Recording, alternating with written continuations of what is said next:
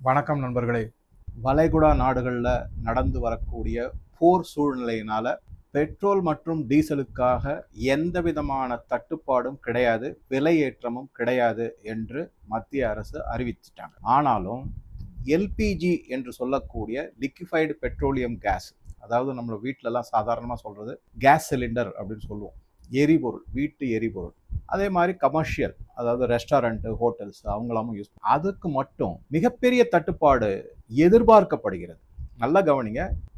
இதையுமே மத்திய அரசு என்ன சொல்லியிருக்குன்னா 25 நாட்களிலிருந்து 30 நாட்களுக்கான தேவைக்கான ஸ்டாக் அப்படின்னு சொல்லக்கூடிய ஒரு எரிபொருள் இருக்கு எல்பிஜி. ஆனாலும் ஒரு 60 ரூபாய் வீட்டு எரிபொருள் உபயோகிப்பாளர்களுக்கும் ஒரு சிலிண்டருக்கு, அதே மாதிரி கமர்ஷியல், அதாவது வர்த்தகம் சார்ந்தவங்களுக்கு, ஹோட்டல், ரெஸ்டாரண்ட், அவங்களுக்கு 115 ரூபாயும் மத்திய அரசு அதிகரிச்சிருக்காங்க ஒரு சிலிண்டருக்கு. இது எதனால அப்படின்னா, இதன் பின்னணியில சில தகவல்கள்லாம் இருக்கு. அதை கொஞ்சம் தரவா பார்த்தோம்னா நமக்கு நல்ல ஒரு புரிதல் வரும். இதை இப்ப வீட்டு உபயோகத்திற்கான சிலிண்டர் 868 ரூபாயிலிருந்து 928 ரூபாய், 60 ரூபாய் ஏற்றிருக்காங்க. அதே மாதிரி கமர்ஷியல் சிலிண்டர் அது 1929லேருந்து 2043 ரூபாயா ஏற்றிருக்காங்க. கிட்டத்தட்ட ஒரு மாதத்துக்கு நம்ம ஒரு சிலிண்டர் யூஸ் பண்ணோம்னா 60 ரூபாய் மேலன்னா ஒரு மாசத்துல ஆவரேஜா பாத்தீங்கன்னா சராசரியா 2 ரூபாய் ஒரு நாளைக்கு ஏற்றிருக்காங்கன்னு தான் அர்த்தம். இது ஒரு சில பேருக்கு இது மிகப்பெரிய அமௌண்ட்டா இருக்கும், நான் இல்லைன்னு சொல்லல. இந்த இடத்துல இத எதிர்கட்சிகள் மற்றும் சில அரசியல் தலைவர்கள் இதை எப்படி அரசியலாக்கிட்டாங்க, இதை விட மிக மிக முக்கியமான ஒரு முன்னெடுப்பாக இந்த ஹோட்டல்கள், ரெஸ்டாரண்ட்டுகள் இவங்க என்ன மாதிரி ஒரு நடவடிக்கையில் ஈடுபட்டிருக்காங்க, செஞ்சிருக்காங்க அப்படிங்கிறத நம்ம பார்த்தோம். அதுதான் இந்த வீடியோனுடைய முக்கியமான செய்தி. சன் டிவி உடனே என்ன அதிர்ச்சி, 60 ரூபாய் ஏற்றிட்டாங்க. இவங்க சொத்து வரியிலிருந்து எல்லாத்தையும் ஏற்றிருக்காங்க. அதெல்லாம் அதிர்ச்சி கிடையாது, அதெல்லாம் மகிழ்ச்சி. அது ஒரு பக்கம். அந்த மாதிரி ஒரு செய்தி, அதிர்ச்சி, 60 ரூபாய் ஏற்றியாச்சு, மத்திய அரசை கண்டனம். அதுக்கப்புறம் ஒரு பல தலைவர்களும், காங்கிரஸ்ல இருக்கிற பெரிய தலைவர்கள், ராகுல் காந்தியிலிருந்து தமிழ்நாடு காங்கிரஸ் தலைவர் வரைக்கும் என்ன சொல்லியிருக்காங்கன்னா, மக்கள் மீது சுமத்தப்பட்ட ஒரு மிகப்பெரிய சுமை. கடந்த 10 ஆண்டுகள் ஏதாவது ஏற்றிருக்காங்களா? பெட்ரோல் விலையோ இல்லை டீசல் விலையோ இல்லை எல்பிஜி விலையோ ஏற்றிருக்காங்களா? கிடையாது. அதை பத்தி பேச வேண்டாம். இப்போ ஒரு சந்தர்ப்பம் சரியில்லாத சூழ்நிலை, போர்க்கால சூழ்நிலை. இதுல எதுக்காக இதை எடுத்திருக்காங்க, செஞ்சிருக்காங்கிறத பின்னாடி நான் உங்களுக்கு தெளிவா சொல்றேன். 60 ரூபாய் ஏத்திட்டாங்க. ஈவன் மற்ற சில தலைவர்கள் கூட போர்க்காலத்துல இந்த மாதிரி மக்கள் மீது இந்த சுமையை ஏற்றி இருக்க கூடாது. அப்ப போர்க்காலத்துல செய்யாம சாதாரண நாட்கள செய்வாங்க. சாதாரண நாட்கள்ல செஞ்சா என்ன பண்ணுவீங்க? ஒரு நிலைமை சுமூகமா இருக்கு, எதுக்காக விலை ஏத்துறீங்க அப்படின்னு கேட்பீங்க. போர்க்கால சூழ்நிலையில பற்றாக்குறை இருக்கு. அதாவது கப்பல்ல இருந்து வரக்கூடிய சரக்கு கம்மியாகுது, அதனால தட்டுப்பாடு வந்துடுமோ அப்படிங்கிற ஒரு சந்தேகத்தின் பேர்ல விலை அதிகரிக்கப்படும். இதை தவிர இந்த மாதிரி பல அரசியல்வாதிகளும் ஊடகங்களும் மக்களை குழப்பி அடிச்சு அதுல குளிர்காயிறாங்க, அரசியல் எது செய்யறாங்க. இது ஒரு பக்கம். இன்னொரு பக்கம் என்ன ஆயிடுச்சுன்னா, காங்கிரஸ் தலைவர் ராகுல் காந்தி காங்கிரஸினுடைய தொண்டர்கள் மூலமாக பலவிதமான வதந்திகளை பரப்பி விட்டுட்டார். எல்லாரும் போய் பெட்ரோல் வாங்குங்க, டீசல் வாங்குங்க. நீங்க பாத்தீங்கன்னா குறிப்பா அதுல நீங்க பாத்தீங்கன்னா சிறுபான்மையின மக்கள் அப்படின்னு சொல்றவங்க பெரிய பெரிய கேன் எல்லாம் தூக்கிட்டு வந்துட்டாங்க. பெட்ரோல் டீசல்லாம் கேன்ல ரொப்பி, பெரிய கேன், அதெல்லாம் தூக்கிட்டு ரொப்பி எடுத்துக்கிட்டு விட்டு. இத்தனைக்கும் பெட்ரோல் ஸ்டேஷன்ல அந்த பங்க்ல எல்லாம் சொல்றாங்க தட்டுப்பாடு எதுவும் கிடையாதுங்க, ஒரு பிரச்சனையும் இல்லை, தேவையான அளவு 74 நாட்களுக்கான, நான் போன வீடியோல சொன்னதுதான், தேவையான பெட்ரோல் இருக்கு. அதை தவிர ஈரான் ஹோர்முஸ் ஸ்ட்ரெயிட் வழியா இந்திய கப்பல்களுக்கு அனுமதி கொடுத்திருக்காங்க. ரஷ்யா 35% இது கொடுத்திருக்காங்க. கிட்டத்தட்ட 95 லட்சம் மெட்ரிக் டன் பொறுமானம் பேரல், அந்த அளவுக்கான எண்ணெயை, கச்சா எண்ணெயை இந்தியாவிற்கு டைவர்ட் பண்ணியிருக்காங்க. இப்ப மாற்றி அனுப்பியிருக்காங்க. 8 கப்பல் சேர்ந்திருக்கு. எல்லாம் செய்தியும் வெளியில வந்தாலும் மக்கள் ஆனா வதந்தியை தான் நம்புறாங்க. இதுல குறிப்பா இந்த சிறுபான்மையர் இந்த மாதிரி அவங்க அந்த பெட்ரோல் டீசல்லாம் கேன்ல வாங்கி கொண்டு போய் ஸ்டோர் பண்றாங்க அப்படின்னா அது ஒரு மிகப்பெரிய ஆபத்துகளை முடியக்கூடியதா தான் இருக்கும். ஏன்னா அதை எந்த விதத்துல எப்படி அவங்க அதை உபயோகப்படுத்துவாங்க, எந்த நேரத்துல எந்த மாதிரி போராட்டங்கள்ல வெடிக்கும் அப்படிங்கிறது ஒன்றும் தெரியாது. அது எந்த மாதிரி உபயோகத்து நல்ல விதமா உபயோகப்படுத்துவாங்களா இல்ல கெடுதலுக்கு உபயோகப்படுத்துவாங்களாங்கிறதெல்லாம் நம்மளால கணிக்கவே முடியாது. அதுவும் சாதாரணமா கனமழைக்கு வாய்ப்பு அப்படின்னு சொல்லிட்டா உடனே நம்ம மக்கள் மனசுல உடனே ஒரு பீதி. உடனே என்ன பண்ணும், அது நல்ல அது உண்மையான செய்தி, இது வதந்தி கிடையாது. ஆனாலுமே நம்ம உடனே என்ன பண்றோம், உடனே ஸ்டோருக்கு போயிட்டு பிரெட்ல இருந்து எண்ணெயில இருந்து எல்லாம் சேமியா அது இதுன்னு எல்லாம் வாங்கி ஏகப்பட்ட ஸ்டாக் வச்சிரும். கடைசியில மழை வருதுமா, அது வேற விஷயம். இதை பதுக்கல் அப்படிங்க ஹோர்டிங். ஃபேமிலியில இருக்கிறவங்க குடும்பஸ்தர்கள்லாம் இந்த பதுக்கல்ல ஈடுபட மாட்டாங்க. ஆனா வியாபாரத்துல இருக்கிறவங்க, வர்த்தகத்துல இருக்கிறவங்க கண்டிப்பா பதுக்கல்ல ஈடுபடுவாங்க. அந்த நிலைமை தான் இப்ப இந்த கேஸ் சிலிண்டருக்கும் வந்து பெட்ரோல் டீசல் கேஸ். இப்ப பெட்ரோல் டீசல் ஒரு மாதிரி உறுதிமொழி கொடுத்து இது பண்ண உடனே அதை பதுக்கிறதுக்காக அதிக அளவு ஸ்டாக்கை வாங்கி வீட்டுல சேமித்து வைப்பதற்கான சாத்தியக்கூறு குறைஞ்சிருச்சு ஆல்மோஸ்ட். எல்லாருக்கும் ஒரு நம்பிக்கை வந்துருச்சு, இந்த அரசாங்கம் மேல நம்பிக்கை, ஒன்றும் பிரச்சனை இல்லை அப்படின்னு. ஆனாலும் எதிர்கட்சிகள் இந்த பரப்புரையை விடாம செஞ்சுக்கிட்டு இருக்காங்க. 25 நாட்களுக்கு பிறகு உங்களுக்கு பெட்ரோல் டீசல்லாம் கிடைக்காது. பங்களாதேஷ்ல இழுத்து மூடிட்டாங்க, பெட்ரோல் பங்க் எல்லாம் இழுத்து மூடிட்டு 10 லிட்டர் தான் காருக்கு ஒரு நாளைக்கு, 2 லிட்டர் தான் 2 வீலர்ஸுக்கு ஒரு நாளைக்கு அப்படின்னு. பாகிஸ்தான்ல 355 ரூபாய் எடுத்து 1 லிட்டர் பெட்ரோலோ டீசலோ. இங்க அந்த மாதிரி இருக்கு. எல்லா விதமான முன்னேற்பாடையும் பண்ணியிருக்காங்க. முன் யோஜனையுடன் கூடிய பலவிதமான நடவடிக்கைகளை ஈடுபட்டிருக்காங்கன்னு போன 2 வீடியோல நான் நிறைய சொல்லியிருக்கேன். இப்ப நேரடியா இந்த விஷயத்துக்கு வந்தோம்னா என்ன ஆயிடுச்சுன்னா, மக்கள் ஒரு சிலிண்டர் எக்ஸ்ட்ரா வாங்கலாம். ஆனா வர்த்தகத்துல ஈடுபட்டு இருக்கோம், இந்த ஹோட்டல், ரெஸ்டாரண்ட், மற்ற பலரும் அவங்க 50, 100ன்னு சிலிண்டருக்கு ஆர்டர் பண்ணி வாங்கி அதை பதுக்கக்கூடிய சாத்தியக்கூறுகள் அதிகம். அதனால என்ன பண்ணிட்டாங்க அப்படின்னா, 2 செக்மெண்டா பிரிச்சுட்டாங்க. ஒன்னு டொமஸ்டிக், இன்னொன்னு அதாவது குடும்பம் சார்ந்த தேவைகள், கமர்ஷியல் வர்த்தகம் சார்ந்த தேவை. இந்த குடும்பம் சார்ந்த தேவைகளுக்கு அனாவசியமா நீங்க போய் புக் பண்ணி இது பண்றதுக்கு பதிலா யாரெல்லாம் ஒரு சிலிண்டர் வச்சிருக்காங்களோ அவங்க தீர்ந்து போறதுக்கு முன்னாடி 21 நாள் கேப் இருந்தா தான் நீங்க புக் பண்ண முடியும். இன்னைக்கு ஒரு சிலிண்டர் புக் பண்றீங்கன்னா அது டெலிவரி ஆகுது, அதுக்கப்புறம் 21 நாட்களுக்கு அப்புறம் தான் அடுத்த சிலிண்டரை நீங்க புக் பண்ண முடியும். இந்த கால்குலேஷன் அவங்க எதை வச்சு பேஸ் பண்ணி செஞ்சிருக்காங்க அப்படின்னா, உற்பத்தியை பேஸ் பண்ணி அதுக்கப்புறம் அங்கிருந்து அது விநியோகப்படுத்தும், பல இடங்களுக்கும் அனுப்ப வேண்டும். அந்த மாதிரி நாட்கள் எவ்வளவு ஆகும் எல்லாத்தையும் கால்குலேட் பண்ணி 21 நாட்கள்ல தட்டுப்பாடு எதுவும் இல்லாம மேனேஜ் பண்ண முடியும் அப்படிங்கிற ஒரு இதுல இது குடும்பம். அதே மாதிரி கமர்ஷியலுக்கு என்ன பண்ணிட்டாங்க, ரெஸ்ட்ரிக்ட் தான் பண்ணிருக்காங்க. நல்ல கவனிங்க, இதுல ஒன்லி ரெஸ்ட்ரிக்ஷன், இதுல நிறுத்தப்படவில்லை. ஆனா ஹோட்டல், ரெஸ்டாரண்ட் இவங்க எல்லாம் என்ன சொல்றாங்கன்னா, எங்களுக்கு கொடுக்கக்கூடிய எரிவாயு சிலிண்டரை நிறுத்திட்டாங்க, எல்பிஜி சிலிண்டரை அப்படின்ற பரப்புரைய.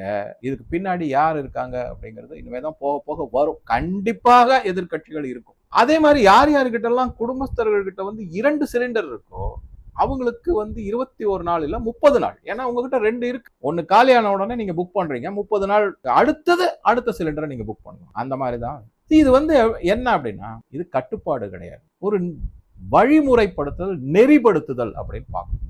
இதன் மூலமாக தேவைக்கு அதிகமாக வாங்கி சேர்த்து வைக்கக்கூடிய நிலைமை தவிர்க்கப்படும். எல்லாருக்கும் ஒரு ஈக்குவல் டிஸ்ட்ரிபியூஷன் அப்படிங்கிறது வரும் நம்பிக்கை. இப்ப இது பேக்ரவுண்ட். இப்ப நம்ம கமர்ஷியல், இந்த ஹோட்டல், ரெஸ்டாரண்ட் எல்லாம் என்ன மாதிரி கூத்தடிச்சிருக்காங்க அப்படிங்கிறத பார்க்கணும். திடீர்னு என்ன பண்ணிட்டாங்க, குறிப்பா தமிழ்நாடு ஹோட்டல்ஸ், கர்நாடகா, அப்புறம் தெலுங்கானால இருக்கிற ஹைதராபாத், அதுக்கப்புறம் மும்பை மிக மிக முக்கியமான இடம். மும்பையில ஒரே ஒரு சின்ன விஷயம் மட்டும் கொஞ்சம் ஆஃப் த ட்ராக்கா சொல்லிட்டு, மும்பை சிட்டி அப்படின்னு எடுத்துக்கிட்டீங்கன்னாக்க அங்க கிட்டத்தட்ட 90% ரெஸ்டாரண்ட்டுகள் இந்த உடுப்பிவாலா அப்படின்னு சொல்லக்கூடிய ஷெட்டி அப்படின்னு சொல்லுவாங்க, ஒரு கம்யூனிட்டி இருக்காங்க. அவங்க தான் அந்த ஹோட்டல் இண்டஸ்ட்ரி 90% அவங்க கையில் வச்சிருக்காங்க. அப்புறம் சில பஞ்சாபிகள் எல்லாம் இருக்காங்க, சில சவுத் இண்டியன்ஸ் எல்லாம் இருக்கு. மேக்சிமம் அவங்க கையில் தான் இருக்கு. ஸோ கர்நாடகாவில் என்ன ஒரு டெசிஷன் எடுக்கிறாங்களோ அது ஆல்மோஸ்ட் மும்பை சிட்டிலையும் எடுக்கிறதுக்கான சாத்தியம். ஸோ இந்த ஹோட்டல் அண்ட் ரெஸ்டாரண்ட் அசோசியேஷன் இருக்குங்க இல்லையா, அவங்க எல்லாம் சேர்ந்து என்ன, எங்களுக்கு சிலிண்டர் நிறுத்தப்பட்டது பட்டுவிட்டது, அதனால நாங்க ஹோட்டல்ல தான் இழுத்து மூட போறோம் அப்படின்னு ஒரு அறிவிப்பை சொல்லிட்டாங்க. இதை என்னைக்கு சொல்லியிருக்காங்க, 9ஆம் தேதி மார்ச் அன்னைக்கு இதை அறிவிச்சு. சரி, எதனால அறிவிச்சிருக்காங்க அப்படின்னு கொஞ்சம் அனலைஸ் பண்ணி பார்த்தபோதுதான் பல விஷயங்கள் தெரிய வந்து என்னென்ன அப்படின்னு பார்க்கலாம். முக்கியமா இதுல குறிப்பா எதை பார்க்குறோம் அப்படின்னா, நல்லா யோசிச்சு பாருங்க. 9ஆம் தேதி இந்த மாதிரி அன்னைக்கு உடனே ஒரு அறிவிப்பு வருது. என்ன அறிவிப்பு அப்படின்னா, 9ஆம் தேதி அன்று 63,000 ரெஸ்டாரண்ட் ஹோட்டல்களுக்கு இன்கம் டாக்ஸ் டிபார்ட்மெண்ட்ல இருந்து ஒரு இமெயில் போயிருக்கு. உங்களுடைய கணக்கு வழக்குகள்லாம் நாங்க செக் பண்ணோம், அதுல சில முறைகேடுகள்லாம் இருக்கு, அதனால நீங்க இதெல்லாம் நிவர்த்தி செய்யணும் அப்படின்னு ஒரு மெயில் போயிருக்கு. சரி, இதுக்கு முன்னாடி என்ன நடந்தது, இது எப்படி திடீர்னு ஏதோ ஆல் ஆஃப் அ சடன் அப்படிங்கிற மாதிரி திடீர்னு வந்து நவம்பர் 2025 ஒரு சர்வே எடுத்திருக்காங்க. 1,77,000 ஹோட்டல் மற்றும் ரெஸ்டாரண்ட்டுகள் தரவா அனலைஸ் பண்ணியிருக்காங்க. எந்த இதெல்லாம் அனலைஸ் பண்ணியிருக்காங்கன்னா, அவங்களுடைய மொத்த விற்பனை எவ்வளவு, வருமானம் எவ்வளவு, அவங்க எவ்வளவு டாக்ஸ் கட்டியிருக்காங்க, இன்கம் டாக்ஸ் வேற, ஜிஎஸ்டி வேற. இது ஒரு நல்ல கொஞ்சம் கூர்ந்து கவனிங்க. இன்கம் டாக்ஸ் வேற, ஜிஎஸ்டி வேற. இந்த மாதிரி அவங்க டாக்ஸ் ரிட்டர்ன்லாம் ஃபைல் பண்ணியிருக்காங்க, இன்கம் டாக்ஸ் கட்டியிருக்காங்க. இந்த 1,77,000 ஹோட்டல் மற்றும் ரெஸ்டாரண்ட்டுடைய டேட்டா எல்லாத்தையும் ஆர்டிஃபிஷியல் இன்டெலிஜென்ஸ்ல ஒரு டூல், அனாலிட்டிக்கல் டூல் ஒன்றை யூஸ் பண்ணி அதன் மூலமாக அனலைஸ் பண்ணிருக்காங்க. அனலைஸ் பண்ணி பார்த்தா அநேகமா எல்லாரும் அதுல ஃப்ராடு பண்ணிருக்காங்க. எந்தெந்த மாதிரி ஃப்ராடுனா, ஒண்ணு, முதல்ல எவ்வளவு வருமானம், அதாவது சேல்ஸ், அதை குறைச்சு காமிச்சிருக்காங்க. இப்ப 1 லட்சம் ரூபாய் வருமானம் அப்படின்னா 40,000 ரூபாய் தான் காமிச்சிருக்காங்க, 60,000 ரூபாய் காமிக்கல எவ்வளவு வருமானங்கள். அந்த 40,000த்துக்குமே எவ்வளவு டாக்ஸ் கட்டிருக்காங்கன்னா, அதுலயும் ஏதோ சில அட்ஜஸ்ட்மெண்ட்லாம் செஞ்சு குறைவான வரி கட்டியிருக்காங்க, வருமான வரி கட்டியிருக்காங்க. இதை தவிர இன்னொரு மிக மிக முக்கியமானது, இந்த 60,000 பல்க் டெலிஷன் அப்படின்னு சொல்றாங்க. அதாவது மொத்தமா, ஒட்டு மொத்தமா ஒரு 1 லட்சம் பில்லு அந்த ரெஸ்டாரண்ட்ல போட்டிருக்காங்க. அந்த ஒரு வருஷத்துல, ஒரு உதாரணத்துக்கு எடுத்துக்கிட்டோம்னா 60,000 பில்லு வந்து தங்களுடைய கம்ப்யூட்டரோ இல்ல வேற எந்த கால்குலேட்டர் மாதிரி ஒன்று இருக்கும், அதுல இருந்து அந்த பில் எல்லாம் எடுத்துட்டாங்க, டிலீட் பண்ணிட்டாங்க, அகற்றி விட்டார்கள். இப்ப நல்லா யோசிச்சு பாருங்க, நம்ம வந்து ஹோட்டலுக்கு சாப்பிட போறோம். அந்த 60,000த்துல நம்ம ஒரு பில்லு, அந்த பில்லுல ஒரு ஜிஎஸ்டி இருக்கும், 5% ரெஸ்டாரண்ட்லாம் ஜிஎஸ்டி, அதுல 2.5% ஸ்டேட் கவர்மெண்ட்டுக்கு போகும், 2.5% மத்திய அரசு. இப்ப 60,000 பில் அவங்க டிலீட் பண்ணிட்டாங்கன்னா, நம்ம கிட்ட இருந்து வாங்கின அந்த ஜிஎஸ்டிய அரசாங்கத்துக்கு செலுத்த வேண்டிய அவசியம் இல்லை. ஏன்னா பில்லே கிடையாது, பில்லு இருந்தா தான் ஜிஎஸ்டி. அப்ப என்ன ஆகுது, ஆட்டோமேட்டிக்கா அந்த ஜிஎஸ்டியும் அந்த ரெஸ்டாரண்ட்டோ அந்த ஹோட்டலோ தாங்களே எடுத்து அனுபவிச்சிருக்காங்க. இதெல்லாம் இந்த ஆர்டிபிஷியல் இன்டெலிஜென்ஸினுடைய அனாலிட்டிக்கல் டூல் அப்படிங்கிற ஒரு செயலி மூலமாக கண்டறியப்படும். சரி, இது ஆர்டிபிஷியல் இன்டெலிஜென்ஸ் தான் செய்யறாங்க சார், இதனால வந்து அதுல ஏதாவது தவறு நேர்வதற்கான வாய்ப்புகள் இருக்குமா? அதுக்காக என்ன பண்ணியிருக்காங்க அப்படின்னா, ஒரு சாம்பிள் சர்வே மாதிரி எடுத்திருக்காங்க. 25 மாநிலங்கள், யூனியன் டெரிட்டரிலாம் இன்க்ளூடட், 22 மாநிலங்கள்ல 62 ரெஸ்டாரண்ட் அவங்க என்ன பண்ணிருக்காங்கன்னா 46 நகரங்கள்ல போய் நேரடியான சர்வே எடுத்திருக்காங்க. உங்களுடைய சேல்ஸ் எவ்வளவு, ஒரு நாளைக்கு எவ்வளவு சேல்ஸ், ஒரு வருடத்துக்கு எவ்வளவு சேல்ஸ், நீங்க எவ்வளவு ஜிஎஸ்டி கலெக்ட் பண்ணி, எவ்வளவு இன்கம் டாக்ஸ் கட்டியிருக்கீங்க, அதை எல்லாத்தையும் எடுத்து தரவை செக் பண்ணிருக்காங்க. நம்பவே முடியாத அளவுக்கு ஃப்ராடு நடந்திருக்கு, தகுடுதத்தங்கள், முறைகேடுகள் நடந்திருக்கு. இந்த 62 ரெஸ்டாரண்ட்ல மட்டுமே இன்கம் டாக்ஸ் டிபார்ட்மெண்ட் கண்டுபிடிச்சது 408 கோடி ரூபாய் வரி ஏய்ப்பு, வரி ஏமாற்றுதல் நடந்திருக்கு. நீங்க ஒரு நிமிஷம் யோசிச்சு பாருங்க, 1,77,000 ரெஸ்டாரண்ட் அண்ட் ஹோட்டல்ல இவங்க அனலைஸ் பண்ணிருக்காங்க. அதுல நம்ம வெறும் ஒரு லட்சம் ரெஸ்டாரண்ட் இந்த மாதிரி முறைகேடா நடந்துட்டு இருக்காங்கன்னு வச்சுக்கிட்டா கூட, இந்த 408 கோடி 62 ரெஸ்டாரண்ட் ஒரு ப்ரொபோர்ஷனேட் ரேஷியோ மாதிரி போட்டு கால்குலேட் பண்ணி பார்த்தோம்னா கிட்டத்தட்ட 6,58,000 கோடி ரூபாய் முறைகேடு நடந்துள்ளது. சாதாரண விஷயமா? யோசிச்சு பாருங்க, 6,58,000 கோடி ரூபாய் முறைகேடு நடந்துள்ளது அப்படிங்கறத கண்டுபிடிச்சிருக்காங்க. இப்ப இத பார்த்த உடனே என்ன பண்ணிட்டாங்க, முதல் கட்டமாக 63,000 ரெஸ்டாரண்ட்டுக்கு இன்கம் டாக்ஸ்ல இருந்து இமெயில் மூலமாக நோட்டீஸ் அனுப்பியிருக்காங்க. நீங்க இத மாதிரிலாம் நாங்க கண்டுபிடிச்சிருக்கோம், தயவு செஞ்சு உங்க புக்ஸ் எல்லாம் கொண்டு வாங்க, எல்லாத்தையும் உங்க அக்கௌண்ட் புக் எல்லாம் கொண்டு வந்து காமிங்க, என்ன சேல்ஸ், என்ன உங்களுக்கு ப்ராஃபிட், எவ்வளவு டாக்ஸ் கட்டிருக்கீங்க, எவ்வளவு ஜிஎஸ்டி கலெக்ட் பண்ணிருக்கீங்க, அந்த ஜிஎஸ்டில எவ்வளவு அரசாங்கத்துக்கு கட்டிருக்கீங்க, எவ்வளவு கட்டாம ஏமாத்திருக்கீங்க அப்படிங்கறத கொண்டு வந்து காமிங்க அப்படிங்கிற மாதிரி. இந்த நோட்டீஸ் 8ஆம் தேதி மார்ச் மின் அஞ்சல் மூலமா எல்லா ரெஸ்டாரண்ட்டுக்கும் அன்னைக்கு இரவோட இரவாக, இது வந்து நான் சொல்லல, மூத்த பாஜக தலைவர்களில் ஒருவரான திரு அஸ்வத்தாமன் அவர்கள் சொல்லியிருக்காங்க. அவருடைய வீடியோ ஒன்று பார்த்தேன். அவர் சொல்றாரு, 8ஆம் தேதி இரவு போய் இவங்க ஹோட்டல்ல இருக்கிற கிச்சன்ல பார்த்தா எல்லா கேஸ் சிலிண்டரும் காலி ஆயிடுச்சு. ஐயோ, நாளையில இருந்து ஹோட்டல் நடத்தவே முடியாதுன்னு ஒரு முடிவுக்கு வந்துட்டாங்க. என்ன காரணம்னு பார்த்தா, 8ஆம் தேதி உங்களுக்கு அந்த நோட்டீஸ் வந்திருக்கு, 9ஆம் தேதியிலிருந்து ஹோட்டல் இழுத்து மூடப்படும். அப்ப இதன் பின்னணியில உண்மையாகவே எல்பிஜி கேஸ் சிலிண்டருடைய தட்டுப்பாடு இருக்கா? கிடையாது. அரசாங்கம் என்ன செஞ்சிருக்கு அப்படின்னா ப்ரையாரிட்டிஸ் கொடுத்துருக்கு. Hospital, educational institution, domestic supply, அதாவது வீடுகளுக்கு இது ப்ரையாரிட்டி. கமர்ஷியல் என்டர்பிரைசஸ்க்கு வந்து கொஞ்சம் லெஸ் ப்ரையாரிட்டி. நிறுத்தப்படவில்லை, ரெகுலேட் பண்ணியிருக்காங்க. இது எப்போ வரைக்கும் நிலைமை கொஞ்சம் சீரடைகிற வரைக்கும் இந்த மாதிரி ஒரு நடவடிக்கை எடுத்து அவ்வளவுதான். அதை உடனே அப்படியே மடை மாற்றி மக்களை குழப்பி ரெஸ்டாரண்ட்டுக்கெல்லாம் கேஸ் சிலிண்டரே கிடையாது அப்படின்னு சொல்லி மாசம் நீங்க எல்லாம் ரெஸ்டாரண்ட்டுக்கு வேணா போங்க, நிறைய பேர் போறோம், நம்ம இல்ல, நானுமே போறேன். கண்டிப்பாக நீங்க பாருங்க அந்த பிரைஸ் சேஞ்ச் இருக்கும். 5% 8% மாசம் விலை ஏத்துறாங்க. என்ன காரணத்துக்காக விலை ஏத்துறாங்க யாருக்கும் தெரியாது. அப்படிதான். ஒரே ஒரு சின்ன நகைச்சுவையானது, ஹோட்டலுக்கு போனீங்கன்னு வச்சுக்கோங்களேன், வீட்டு சாப்பாடு மாதிரி எங்க ஹோட்டல்ல சாப்பாடு கிடைக்கும். அதே வீட்டுல வந்து ஒரு சமையல்காரர் வச்சு பண்ணா ஹோட்டல் மாதிரி நாங்க வீட்டுல செய்யறோம். என்ன மாதிரி மனநிலை உள்ள மக்கள் நாம எல்லாம் அப்படிங்கிறது, இன்க்ளூடிங் மீ. அந்த மாதிரி ஒரு வீட்டுல ஹோட்டல் மாதிரி சாப்பாடு வேணும்னு பாக்குறோம், ஆனா ஹோட்டலுக்கு போனா வீட்டு மாதிரி சாப்பாடு இருக்கணும். அதுக்கு பேசாம வீட்டுல இருந்து வீட்டு சாப்பாடே செஞ்சு சாப்பிட்டுட்டு போலாமே. சரி, இது ஒரு பக்கம், நகைச்சுவை ஒரு பக்கம் இருந்தாலும் வருத்தம் அளிக்கக்கூடிய நிகழ்வு என்னன்னா, ஹோட்டல்களும் ரெஸ்டாரண்ட்டும் வரி ஏய்ப்பு செய்து ஏமாற்றி அதை மடைமாற்றுவதற்காக, தங்களுடைய குற்றங்களை மறைப்பதற்காகவும் மக்களை ஏமாற்றி திசை திருப்புகிறார். ரெஸ்டாரண்ட்லாம் க்ளோஸ். மீண்டும் சொல்லுகிறேன், ரெஸ்டாரண்ட்டுக்கு சிலிண்டர் மறுக்கப்படவில்லை, குறைக்கப்பட்டுள்ளது. இப்ப உதாரணத்துக்கு எடுத்தீங்கன்னா, எவ்வளவோ ஸ்டேட் நான் சொல்லிட்டேன், எல்லா ஸ்டேட்லயும் இருக்கிற ரெஸ்டாரண்ட். தமிழ்நாட்டில் கோயம்புத்தூர்ல இருக்கக்கூடிய மிகப்பெரிய பிரபலமான ஒரு செயின் ஆஃப் ஹோட்டல், அப்படி மிகப்பெரிய, அது கூட ஒரு கான்ட்ராவர்சிலாம் வந்தது. மத்திய நிதி அமைச்சர் கூட அந்த ஹோட்டல் உரிமையாளர்களுடைய சிறு உரசல்கள்லாம் வந்தது.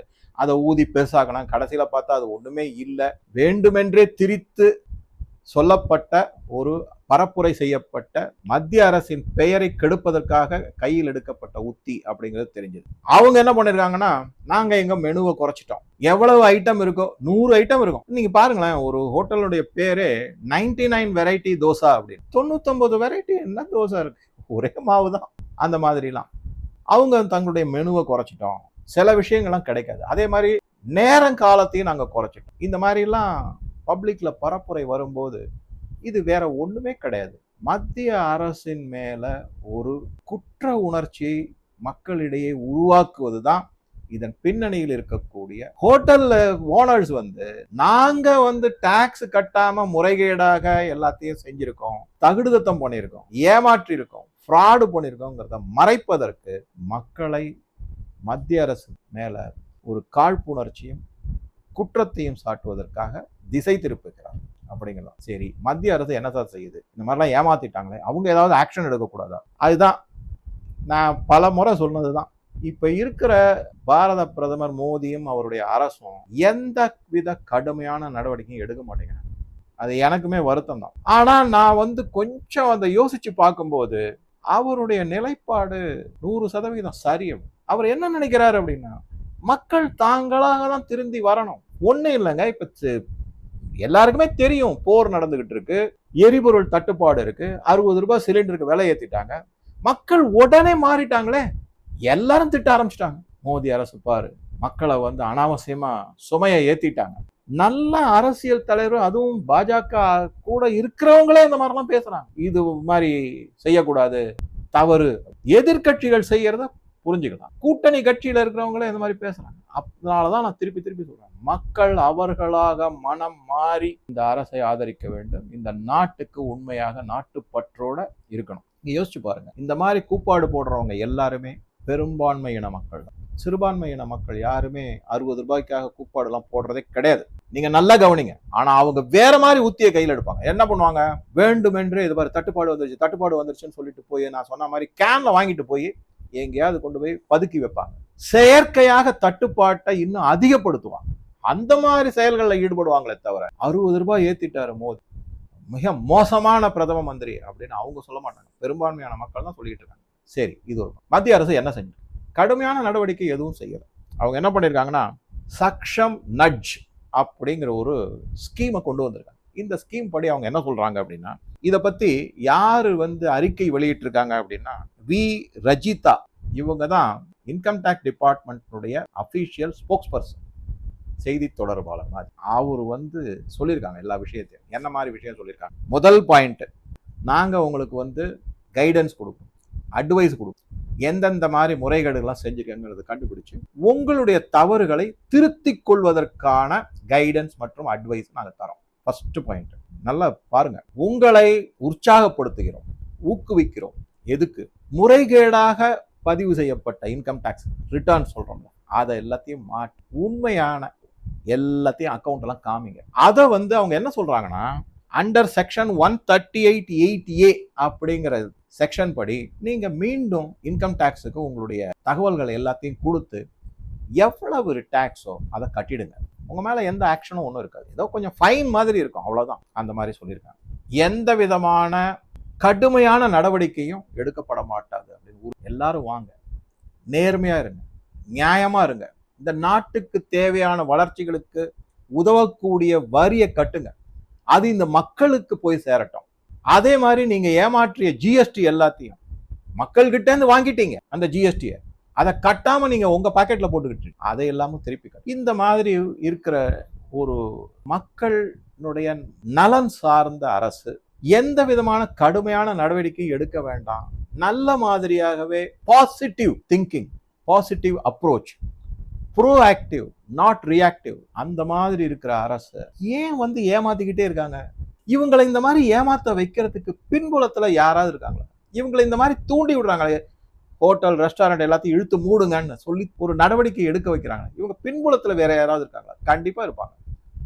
நான் சொல்லவே வேணாம் யார் இருப்பாங்கன்னு உங்களுக்கே தெரியும். இந்த நாட்டினுடைய எதிரி கட்சிகள் தான் இருக்காங்க. எதிர்கட்சிகள், எதிரி கட்சி, நாட்டுக்கு எதிராக செயல்படுவது, எதிரி கட்சிகளாக செயல்படுவது அவங்க தான் இருக்காங்க. ஒரு சின்ன உதாரணத்தோட இந்த வீடியோ நம்ம சமீபத்துல தமிழ்நாட்டுல ஆளும் கட்சி திருச்சியில ஒரு மாநாடு போட்டாங்க. ஒரே நாள்ல அங்க வந்திருக்கக்கூடிய தொண்டர்களுக்கு பிரியாணி சமைச்சு கொடுத்துருக்காங்க. அதற்கு 1200 கேஸ் சிலிண்டர் உபயோகப்படுத்தப்பட்டோம். இது செய்தி தேவையா? அந்த பிரியாணி வாங்கிட்டு ஓட்டு போட போறீங்க. யாரு கஷ்டப்படுறாங்க? ஒரு நாடு சங்கடமான ஒரு நிலைமையில இருக்கு, போர் சூழல்னால. அதுக்கு நம்மளும் ஒரு சின்ன பங்காற்றணும் அப்படிங்கிற மனப்பான்மை நமக்கு வரணுமா வேணாமா?